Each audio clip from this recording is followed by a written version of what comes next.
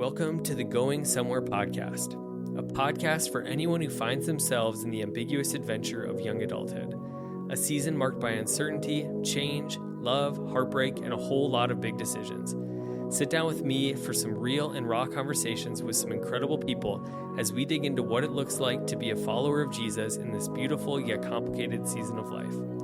If this podcast helps you in any way, please subscribe, leave a review, and share it with friends. Be sure to join the conversation on Instagram by following goingsomewhere.podcast.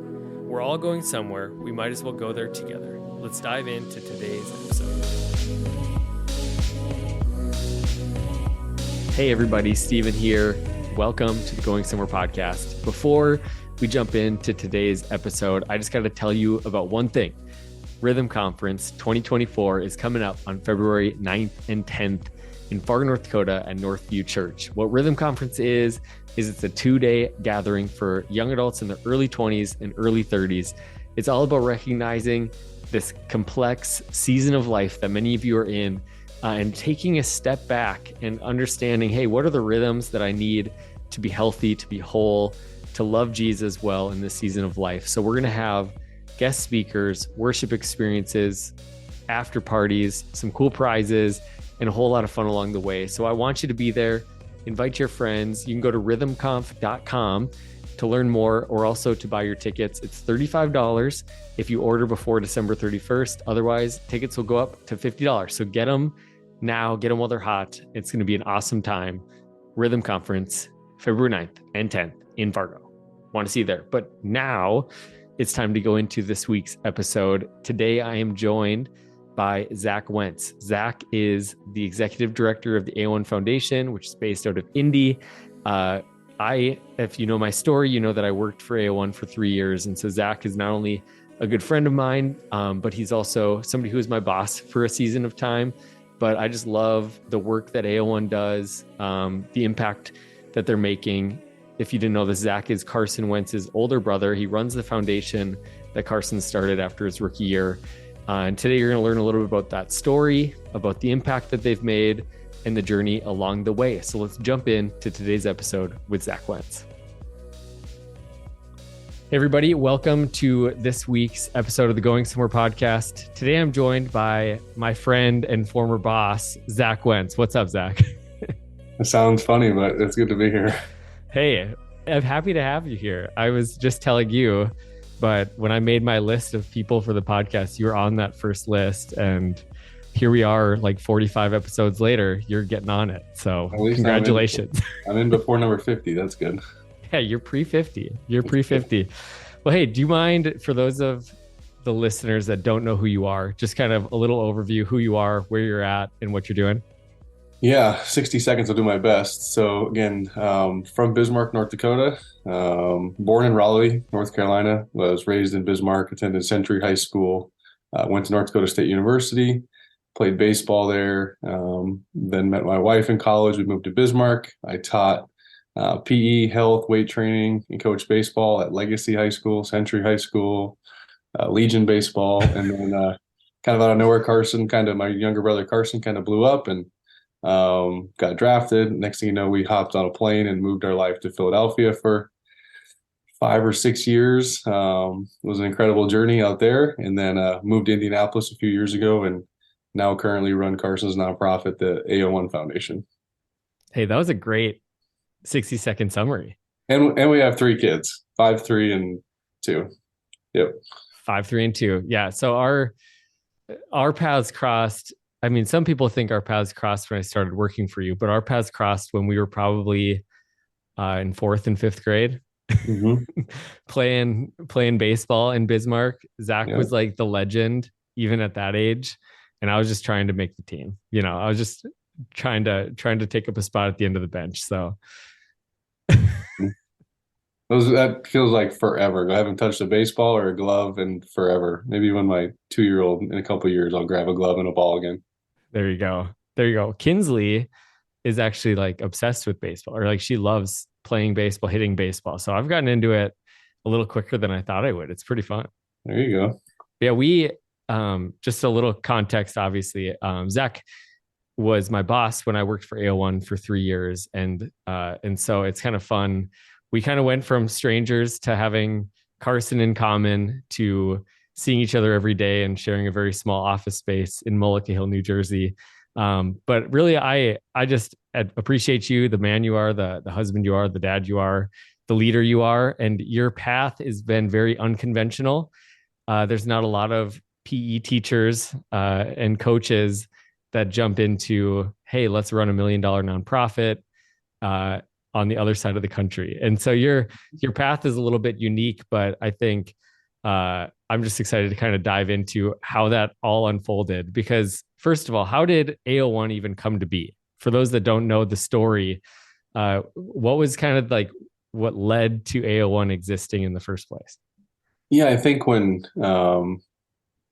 Carson was a senior in college and traction kind of picked up for his post-draft options, his football career picked up. We had conversations towards the end of that fall about they started out very informal conversations about, how would I use my platform? What does that look like? I don't know if it's going to be a year or 5 years or 10 years or 20 years. And in those conversations, you talk to his agents a little bit about, what does it look like to start a nonprofit, to start a 501c3, to have a charitable organization. And most of the advice he got was maybe just wait until a few years down the road before you get your feet wet. There's going to be a lot of new things to transition to the NFL already. And for those that know Carson, he kind of said, okay, I'll listen to like most of that. And then some of that I'm just going to kind of do my own way. So he waited a little bit, waited till after his first year of playing. So we moved out there when he got drafted. At that time, it was just him. I was kind of helping him some off-field stuff left and right. Life was a blur. My wife and I were both helping him with that. But knowing that in the near future, that nonprofit charitable organization side of things was going to come out, and started it right after his rookie year, and just kind of been slowly transitioning and evolving and building into what we are today. What did it start as? Like when you guys originally were like, okay, what do we do? We want a nonprofit. We want to help. We want to give back. But now what do we do? What were kind of those first things that came out? Yeah, it was a different model then. We were more of a grant writing organization early because I was the only, quote unquote employee. So we were raising funds and we were writing grants to other nonprofits. We weren't running any programs ourselves. It was a little bit of a different model. We didn't have a lot of the paperwork. We were under another umbrella organization, but we did a lot of work with dogs, with service dogs. For most that know, Carson is a dog fanatic. They have 3 and probably more here soon. So we were doing some work with some service dog organizations where we were providing funds for them to train dogs and to assign them with different owners. We were doing some different grants for those in the outdoor space. So similar to what we do now in the outdoor ministry, but we were doing those types of grants for other organizations. And then there were a couple other just odds and ends ones with local hospitals, local organizations with medically disadvantaged children. So we were kind of grant writing organization, and about 2019, 2020, that kind of shifted to running more of our own programming.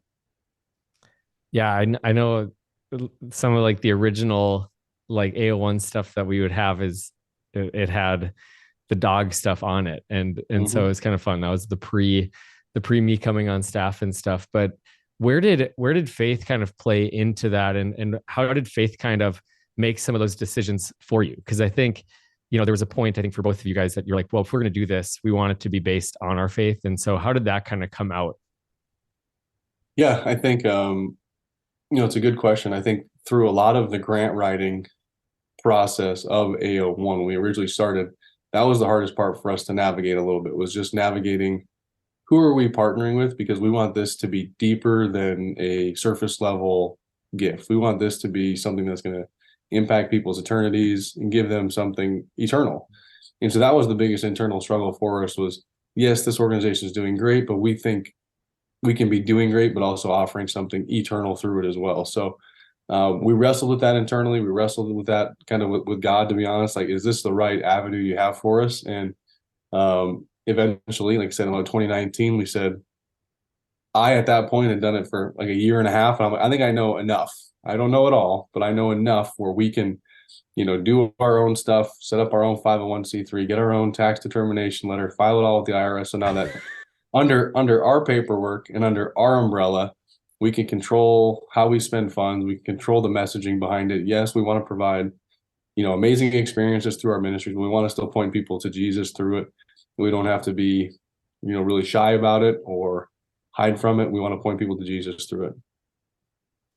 That's cool. And my first exposure to AO1, like in the grand scheme of things, was camp.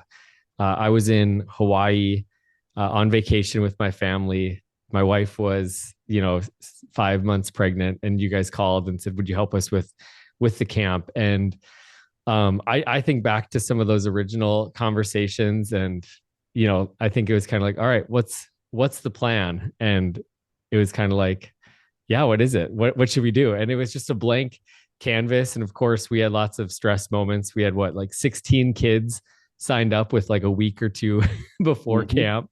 Yeah. Like, this is going to be crazy. We have 16 counselors, 16 kids. But obviously, like, God came through, and different partners that kind of came out of nowhere. And what we kind of set out for that first camp, I remember just kind of feeling like a little overwhelmed, a little over our heads, but God just kind of blew our socks off. And what role did that play for you? I've always thought back to that. Like, for me, obviously, that was a big turning point. That was when conversations kind of kicked off about what would employment look like and moving across the country. And it was really like a pretty game-changing event in our life. But for you guys, that was probably the first big thing, like ministry-wise, that you guys did. So how did that kind of turn your wheels? What was kind of that like for you? Yeah, I think it just allows you to kind of see the vision come to fruition a little bit, and just see kind of where you wanted it to go and what you thought the organization could become and could do.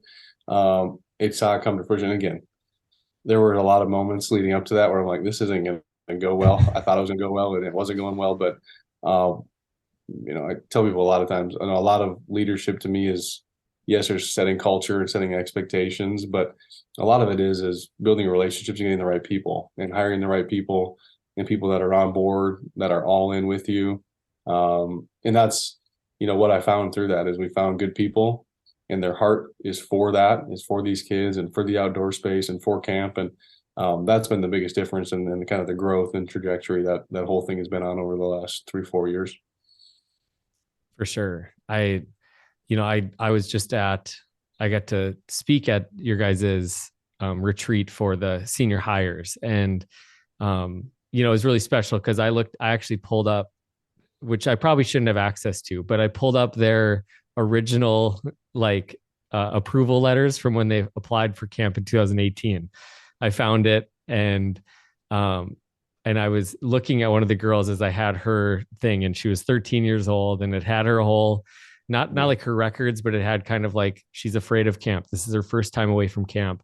And then I looked across at her, and she was one of our counselors. And it was just kind of like a full circle of like, what happens when 3 dudes or 4 dudes at that time just kind of say, hey, let's do a camp. Hey, do you have camp experience? No. Do you? Yeah. No. Let's just do it and see what happens. Yeah. And just to see the fruit of it, I get to see that every summer when I get to go back. And it's really special to me to see what it is now, knowing where it came from. And I can only imagine how proud you guys are. But for those that don't know kind of what the AO1 ministry and outdoor ministry is, do you mind just kind of giving kind of that overview? And I want to hear it in this way. I want to hear, okay, what is it today? And what did you think it was going to be 5 years ago? Goodness.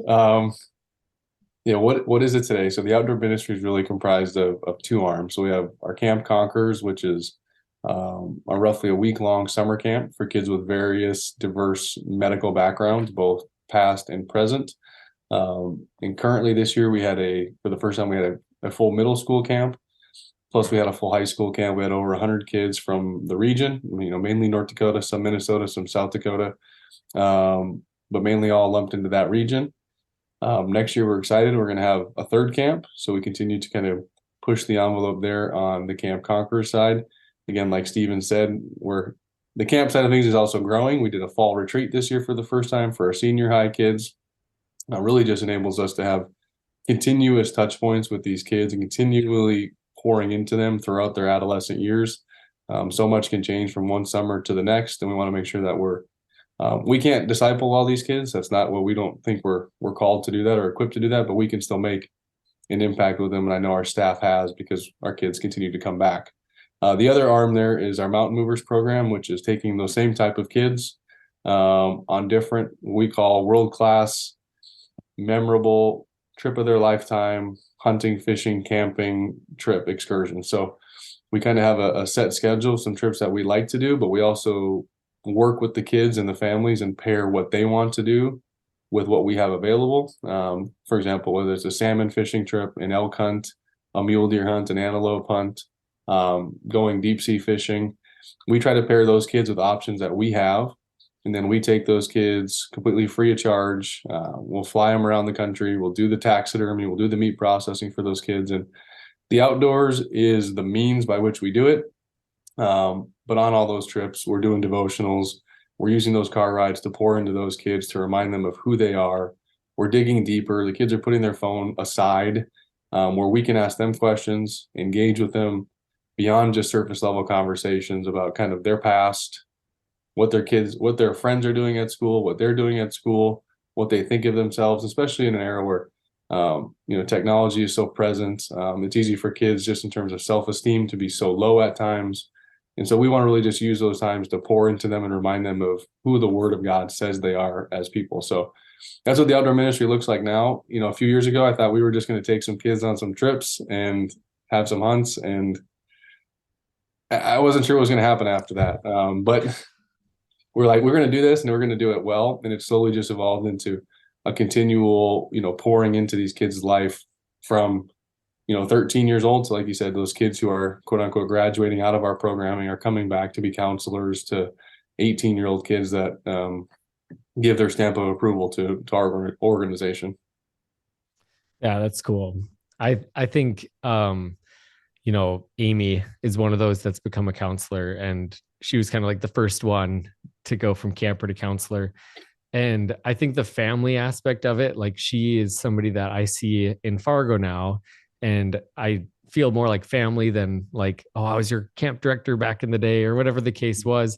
But like this weekend, Cole and Lexi, who lead your outdoor ministry, they're doing Christmas parties in Bismarck and in Fargo, bringing all the kids together.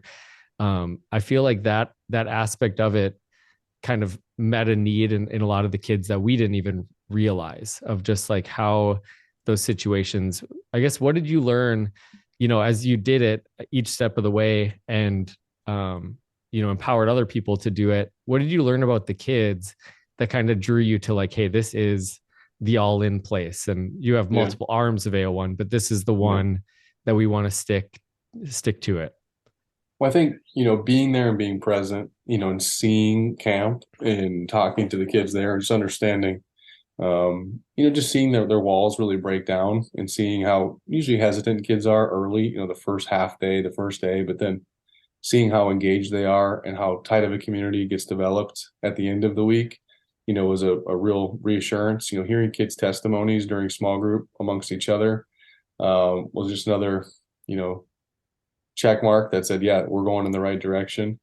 And, there's just I think there's just a need, it's hard to put it into words. The needs evolve year by year for these kids, but I think as they grow and mature, we've just seen that a continual pouring into on a frequent basis as much as we can to be a resource and a mentor and someone they can go to. And just the stories that the kids and the parents tell us. I mean, they're our biggest advocates, is the kids and their parents. And someone asked me, how do you know it's working? Well, I said, well, like 75% of our kids come back and their parents want them to come back. And the parents are over the moon to be like, man, I really needed this. I needed a week, just a break from just the stress that we've been under, as a family. And so their testimonies and their stories, and they keep coming back. And it's not reluctantly coming back. They're coming back because they want to be there. Yeah. I think that, just this weekend, you're going to have kids that will have convinced their parents to drive them 5 hours in the middle of a North Dakota winter to go have a bowling night or whatever it is with their A1 family. And I think that's pretty significant. And I don't pass over that. Like, I get to see a lot of different ministries. I get to see a lot of different expressions of ministry in the church and out of the church. And you don't always see what's taken place with AO1 take place. You mentioned you're talking about your leadership style. How would you define your leadership style? Boy. I always tell people I don't ever intend or desire to be, overbearing, micromanaging. I want to be one that empowers and encourages, but also has an ability to, correct at times when there's need for correction. And as we've grown, as we've added staff, we've added people, those have had to be more frequent. When it was just me plus one or me plus two, like I didn't have to worry about that. But as we grow, you have to really think about, how do I want to lead? Well, I set expectations, we set standards, we go over kind of the goals, objectives we're trying to accomplish, and try to empower staff to do it, to take care of it of their own, but know that I'm there as a resource and a reference as needed. And then if there's times, I've learned the last few years that it's not always sunshines and rainbows. There needs to be some conversations that are hard, initially. They're not fun in the moment. You stress yourself out way more leading into them. And a lot of times in those conversations, things take care of themselves in the moment, and people are usually on the same wavelength already. So I like to empower. I like to be hands off as best I can and really just enable them to do the job that they've been called to do. How do you feel like your sports background has played into and shaped your leadership style?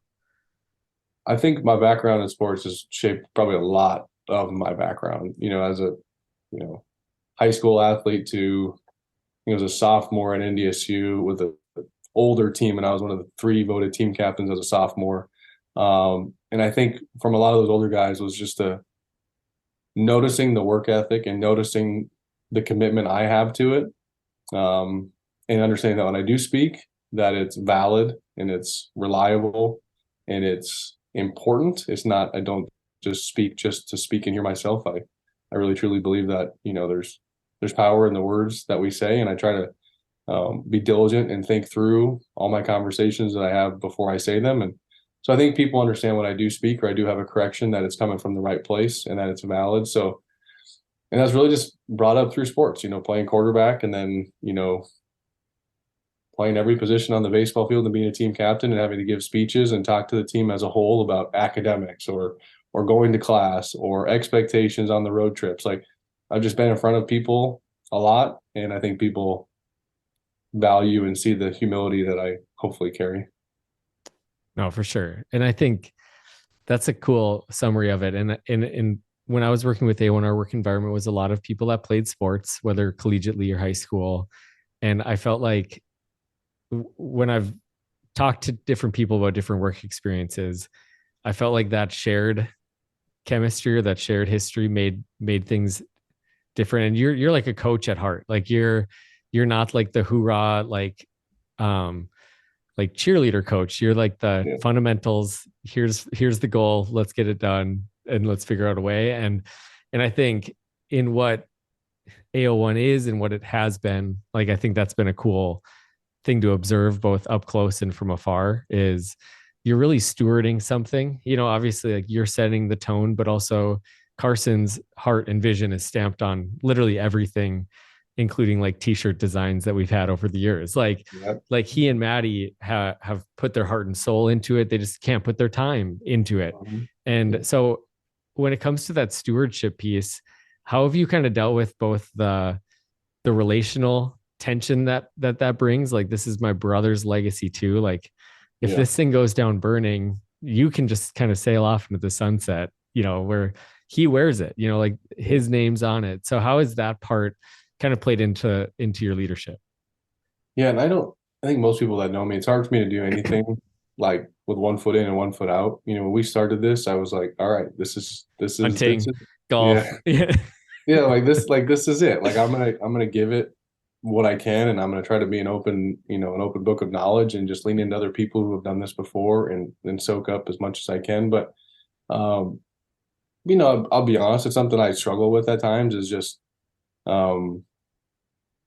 looking towards the future, looking ahead, and just figuring out, okay, how are we going to get there? What is this going to look like? And it's something I still struggle with today. I love where we are today. If I look back now, 3 years ago, I'd be ecstatic to be where we are today, but something that I just fight every day is just looking ahead.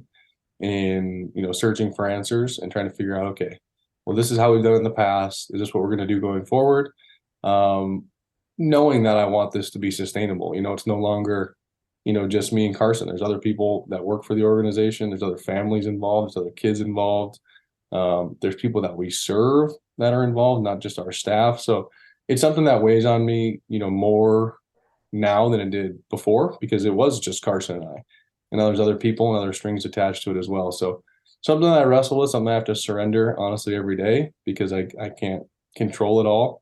But it's something that I'm working through and trying to surrender every day. That's cool. I think you are in a unique place, and maybe not unique in the world that you guys are close to, because a lot of players have nonprofits. A lot of players work with their family on those projects and stuff. But I think from the outside looking in, it's a very unique place to be, where you're carrying out something in your brother's name and doing it with the integrity that you do it and the leadership that you do it with. But I've always wondered, like, that there is that pressure piece. Like, who do you have Thanksgiving with and Christmas with? Your brother, but also the guy that's leading the organization. So I think that's a unique factor to it that's really cool. But I feel like I would be, doing a disservice if I didn't ask a few things just about the football thing, because that's also been a unique part of, your world. The roller coaster. Did you think that doing a nonprofit and doing everything that you've been doing would be affected by football the way that it is? Like, that's been kind of a funny thing. Yeah. I mean, I assumed it would, but you don't really ever know until it happens. It's like insurance. You're like, if something's going to happen to the car or the house, but like, you don't really know what's going to happen until it happens. And then what happens after that? So I knew there'd be roller coasters and ebbs and flows. Maybe not to like the extremes. Well, you had, over the last like because you 4 years, where it's been like so high to so low to in the middle to like the next day being so low to so, like, I didn't expect that. It's been, it certainly has helped me and my family grow. I know we're often kind of curious as to why, but yeah, I knew there'd be ebbs and flows. I didn't know it maybe as highs and lows as it's been the last probably 4 or 5 years on the football side. For sure. Well, and you had 2017, the first year of the foundation. Carson wins, the Eagles win the Super Bowl, and all attention. And I mean, you guys could breathe and money would come at you. And, and then you also had 2020, both COVID and the way the season turned out. And what have you learned from maybe navigating? Because I think that's something that young adults face across the board, no matter what the stakes are, no matter what, their work is or whatever, but they experience high moments and low moments. So what has helped you get through kind of that roller coaster effect of some days are really great and everything seems to fall into place, and sometimes things couldn't go any worse and I don't know what to do? Yeah, you hit the nail on the head there. It was a roller coaster from that little bit there, but I think throughout that, I wrestled a little bit, like, as a foundation, not personally, but like, who are we as a foundation? Do we need to like conform to like what others are doing? Do we need to be different because there's now like public perception or public pressure on Carson or his image, or like, how do we improve Carson's image? Can we improve Carson's image through the work we're doing as a foundation? And something I just wrestled with personally throughout that little season, but we obviously didn't change who we were. We stayed true to who we were as an organization, which is a reflection of who we are as people. And, just kind of said, this is who we are. And this is who God has called us to be in this season and how he's called us to help and assist. And if things need to be, manipulated and worked around differently because resources are different now than they were 3 years ago, that's okay. But we're not going to change who we are as an organization because of that. So, no different than most people with peer pressure or public perception, we wrestled with a lot of that internally. Like, who are we? What are we doing? How can I maybe assist Carson's legacy as a football player through the foundation? Do we change it? And ultimately the answer was no. But just conforming to the world, that verse about conforming to the world is something that I wrestled with a lot about. where do you want us to be, God, and what do you want us to do? And ultimately, we just tried to stay true to who we were and who we felt God's called us to be in that season. So what you're saying is that the world doesn't like pictures of dead animals on Instagram? You know, it's not their favorite. It's not the- It's not their favorite. Like the stuff with kids and stuff is all great, but then, when you show the hunting side of things, it's not great. But, most that understand and kind of read some of that stuff understand that it's way beyond that. I mean, Yeah, the hunting and outdoor stuff is so surface level. And there's so many times when it's unsuccessful, and that's just fine. And the kids and the families are still, impacted far beyond a hunt or a fishing trip. for sure. One of the things I was going to ask was kind of with the football thing. You've lived in, well, two different places since it all. You guys didn't go to Washington, but um, tell me about just living in Philly and just kind of that culture. Like, what was that experience like? Because obviously, when you grew up, and you're 18 years old and you're going to NDSU, you're like, I think in a few years we should move to Philly. Like that's where I want to end up. But what was kind of that like? And just with that, you and Andie have moved. You've lived in several different houses. Like you've kind of gone where you need to go and done what you need to do. And so, what was that like? Just establishing your marriage, your life, and then just living in some different, unique places. Yeah. Yeah, I think we never would have guessed that's where we would have ended up, of course. But the first few years living out there, we lived about 30 minutes outside of Philadelphia in semi-rural New Jersey, as rural as you can get down there. But as a newly married couple, at that time it was great. To be honest, we were able to get to the city to go to dinner. We were able to be, a train ride, a 60-minute train ride from New York City. We were able to be, 60 to 90 minutes from DC. We did Boston for a weekend. Like as a newly married young couple, that was great. Food was great. We didn't live in the city. We didn't live in the city, so we were rural enough where it wasn't bogged down with traffic everywhere. So that was great. Obviously as family grew and we had Sutton out there, I could see how maybe raising a family out there would be a little more difficult. You look at just school systems and it's so unique out there between public and private, and athletics and academics out there is so much more prep school and so much more unique on that Right. side of things than it is, where we grew up. But yeah, we really enjoyed it. Moving to Indianapolis it kind of felt like a nice happy medium between, the big city amenities of the East Coast, but also kind of our core Midwest values, having the seasons, having what we think Indianapolis is, Midwestern people, having the amenities to go hunting and fishing all around us as well. Found a good church, found a good place to get plugged in, good friends that we're obviously friends with still today. So it seemed to be it is a good fit. Happened to move into the first house that kind of came on the market at that time, and we're still here. And that is a win as well. So yeah, it was great out there early. I'm happy to raise a family here as opposed to probably there.